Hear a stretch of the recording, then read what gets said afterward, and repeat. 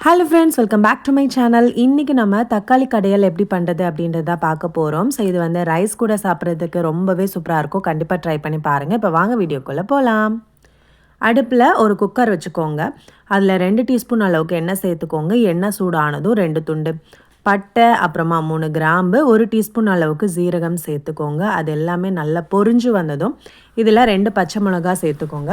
So உங்கள் காரத்துக்கு ஏற்ற மாதிரி நீங்கள் சேர்த்துக்கலாம். அது கூடவே ஒரு 5 பல் பூண்டு இந்த மாதிரி கட் பண்ணி சேர்த்துக்கோங்க.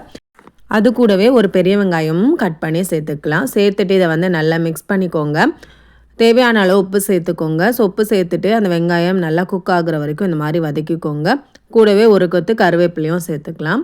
ஸோ வெங்காயம் நல்லா குக் ஆனதும் இதில் ஒரு 4 பெரிய தக்காளி எடுத்து சேர்த்துக்கோங்க.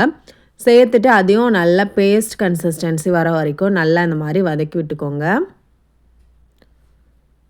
ஸோ இந்த அளவுக்கு இந்த தக்காளியும் வெங்காயம் எல்லாமே சேர்ந்து குக் ஆகணும். இப்போது இதில் 1 டேபிள் ஸ்பூன் அளவுக்கு சிக்கன் மசாலா, அது கூடவே ஒரு 1/2 டீஸ்பூன் அளவுக்கு பெப்பர் பவுடர் சேர்த்துக்கலாம்.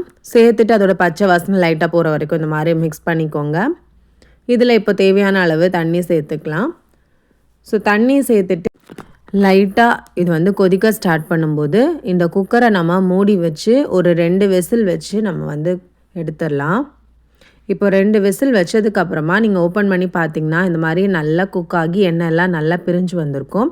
இப்போ இதில் ஒரு கொத்து அளவுக்கு கொத்தமல்லி இலை சேர்த்துட்டு இந்த மாதிரி மத்து வச்சு நல்லா கடைஞ்சி விட்டீங்க அப்படின்னா உங்களோட சூப்பரான தக்காளி கடையல் சூப்பராக ரெடி ஆயிரும். கண்டிப்பாக ட்ரை பண்ணி பார்த்துட்டு உங்கள் ஃபீட்பேக்ஸை ஷேர் பண்ணுங்கள். தேங்க்யூ.